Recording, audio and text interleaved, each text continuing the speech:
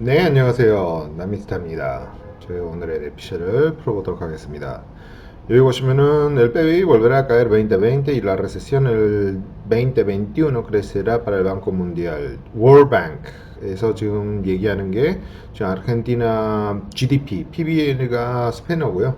GDP가 2020년, 그래 내년은 떨어졌다가 하락했다가 이제 2021년에 다시 이제 상승한다고 나와 있는데요. 상승도 그렇게 폭이 그렇게 높지는 않습니다.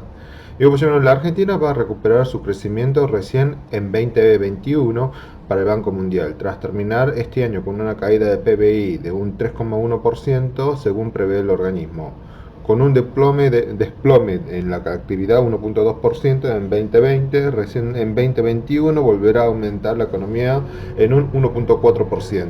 이 말은 지금 월뱅크가 예상하고 있는 수치는 어차피 이 2019년에는 GDP가 3.1%로 하락할 것이고 이제 내년에는 1.2% 그리고 그 내후년에는 1.4% 상승한다고 하는데 결국에는 여기 현재 있는 경제에서 3.1%그 다음 연도에 1.2%그 다음에 1.4% 상승하는 거니까 어차피 네가티브한 그런 경제라는 얘기죠.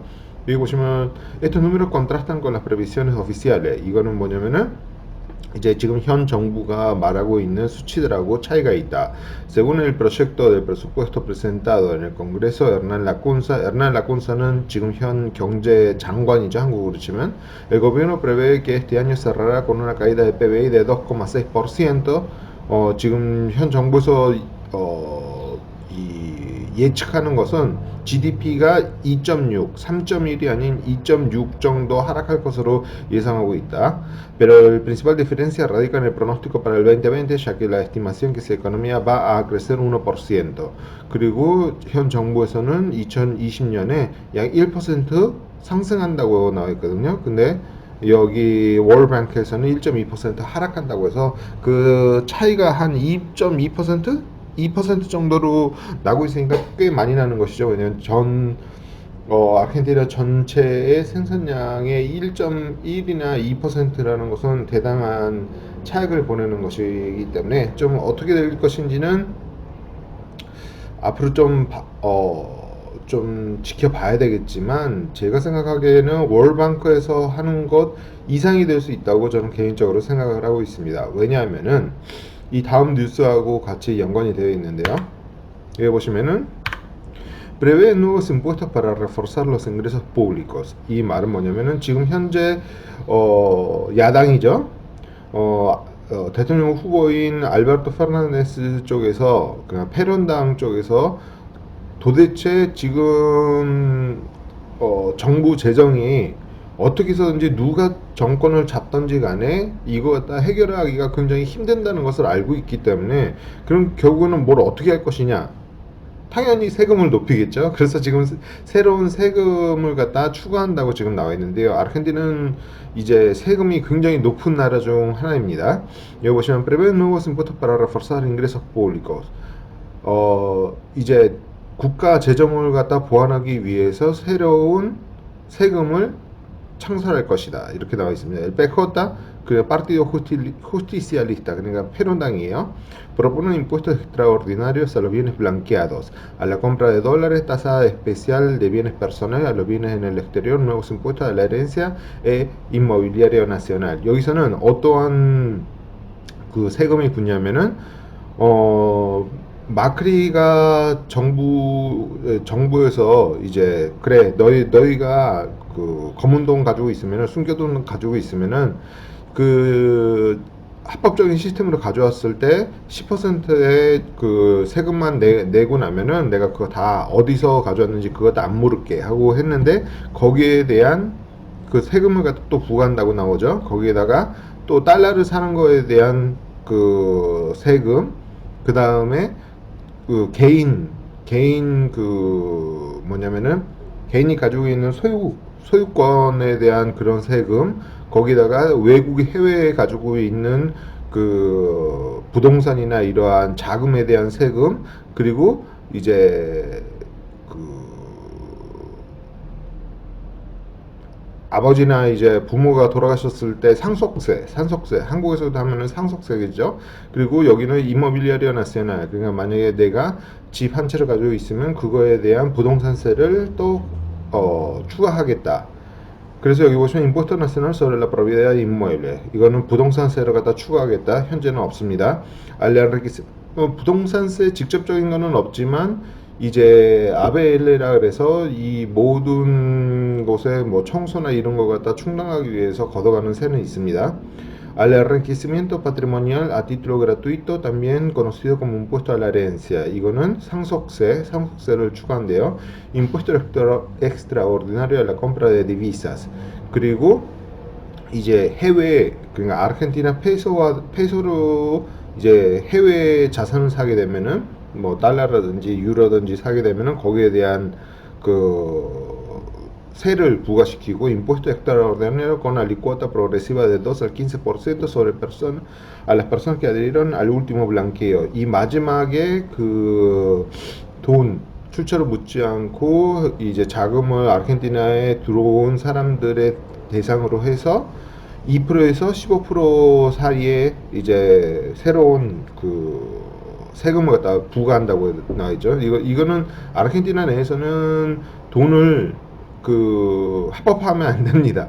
왜냐면 이렇게 당신이 돌아와서 돈이 있는 건 아니라 거기에 대한 세금을 부과하겠다고 하는 그런 심벌에서 이 돈을 들어왔을 때 이거 추후에 추궁하지 않겠다고 지금 나온 건데 이 뒤에 와서는 세금을 더 걷겠다는 거죠. 왜냐면은 딴 데서 끌어올 수가 없으니까 너 합법적으로 돈을 갖다 터냈지? 그러면 그거에 대해서 세금 내.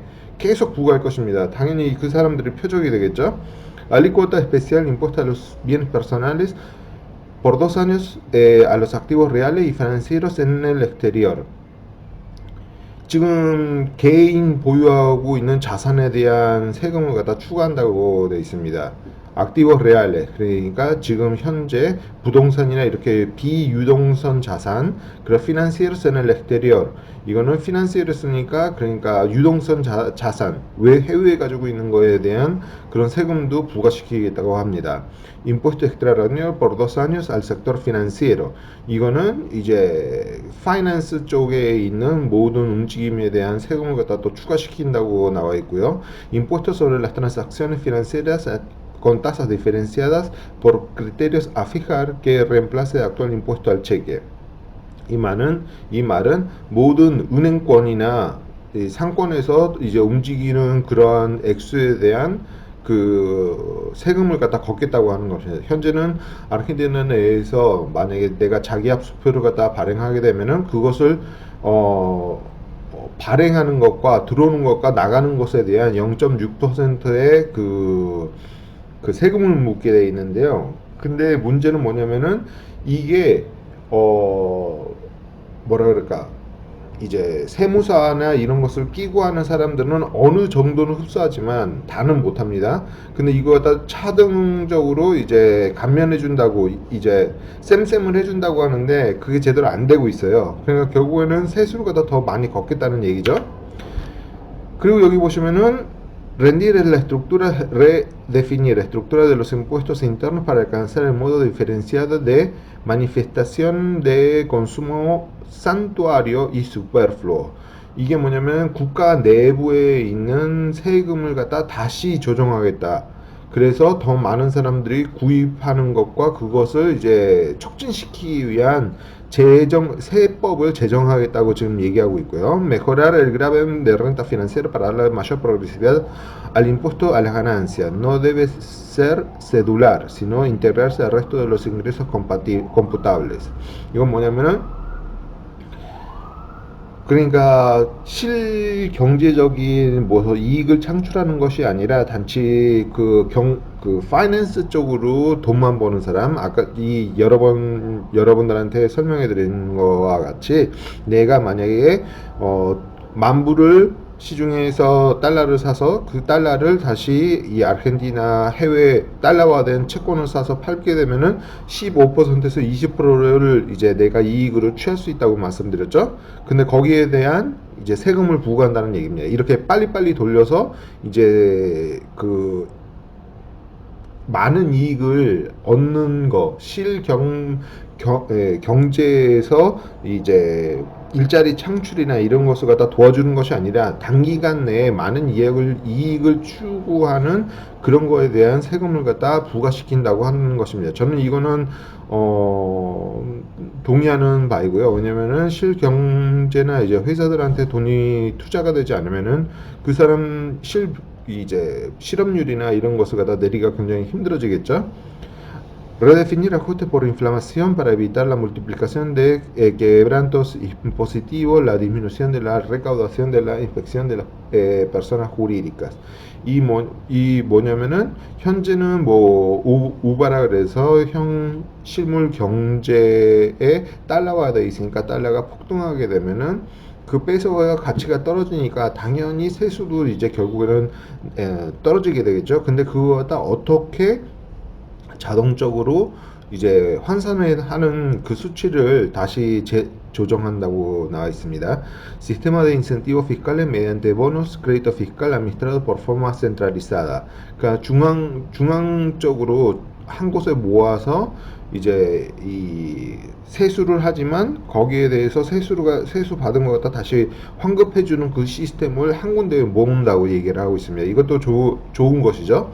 Reinstalar la devolución de IVA para el uso de tarjeta de débito de jubilados y quienes perciben la AUH. 이 말은 다시 그 IVA 그러니까 부가가치세를 이제 그 노년층 그리고 또 이런 그 국가에서 서포팅 해주는 그런 사람들한테 IVA 21%인 부가가치세를 다시 돌려주는 거. 그러니까 결국에는 그냥 아무렇게나 그냥 내푸는 게 아니라 특정한 사람들한테 이 부가가치세를 돌려주는 방식을 갖다 제정한다고 얘기하고 있습니다. 그리고 uso como pago de cuenta a proporción del impuesto a la ganancia de los trabajadores para la compra de bienes de consumo no durables materiales para la construcción.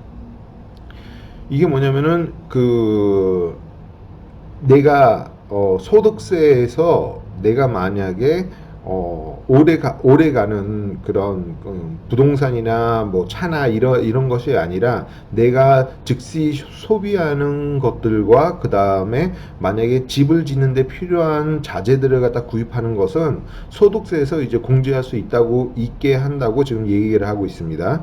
Internación de embargo por incumplimiento tributario por periodo de 180 días. 이 말은 지금 현재 이렇게 달러 파동이 있으니까 어저께도 이제 곡물을 갖다 해외에 팔기 이제 생산하는 사람들과 사는 사람들의 중간 브로커 역할을 하는 회사가 한 곳이 이제 파산지경으로 갔는데 이 파산지경은 그 회사 자체 내에서의 매니지먼트의 문제도 있지만 이게 달러 파동이 너무 올라가 버리고 그 다음에 국가 내에서의 채권을 샀는데 채권의 페이먼트 데이에 그냥 일방적으로 그것을 3개월, 6개월씩 밀어버리니까 캐시플로우가 완전히 망가진 거예요. 그러니까 이 회사가 굉장히 어려움에 처해 있는데 이제 이 회사가 가지고 있던 한 부동산을 매각해서 약 10억 달러 정도를 이제 확보할 예정이었지만 그것도 제대로 안 풀려서 이제 파산 위기에 처했는데